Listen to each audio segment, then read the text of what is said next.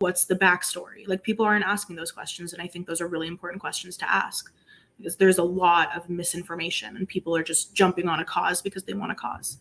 I think so too. And I think a lot of the information that we're hearing as far as casualties, individuals that have died, this so-called famine that's supposed to be going on, this is information that is coming directly from Hamas. And Right. we don't know if the information is correct or if it is false information trying to influence public opinion. What say you? Absolutely. I mean, these numbers are, in my opinion, completely fabricated, but here's what I say. So it took 30 days for Israel to come up with the number of how many people were killed. 30 days.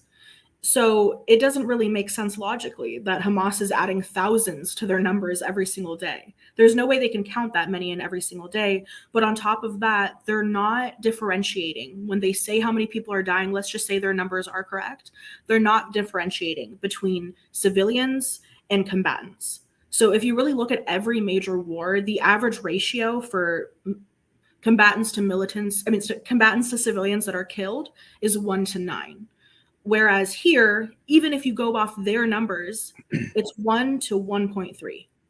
So, Israel is doing everything they can to warn people. They're calling apartment complexes, calling people directly to their landlines saying, hey, we're about to send a missile because we know there's a terrorist over there. We need you to evacuate.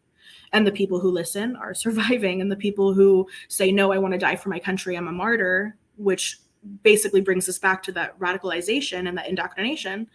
Those are the people that are dying, unfortunately. It's a really situation. I think that's a perfect point. I think that is right. I mean, it needs to really be emphasized. Yeah. In my mind, I have never heard, to my knowledge, I've never heard of any military force on earth that has ever essentially knocked on a building saying, hello, we're about to blow this building up. Get out now. It's going to be gone in 30 minutes or whatever. Mm-hmm. And that's exactly what Israel is doing, is it not? Yeah, absolutely. I mean, they're calling people directly. They sent out flyers. They're coming to people door to door, like you said as well. And at the end of the day, we're hearing these buzzwords from the other side, like genocide. I mean, if Israel is actually trying to genocide Palestine, they're doing a really terrible job by warning them first. So, I mean, it's kind of a ridiculous situation when you really look at the facts. I've never heard of a country either that goes in to warn people they're about to bomb, to warn people they're about to send a rocket, knowing they're going for a specific target, and either people refuse to leave or, they leave and they're fine. And those are the people that are surviving. And, the aid is coming in, but it's not getting to the right people. And that's the bottom line. So all of this misinformation is being spread, but it all comes down to what Hamas is allowing.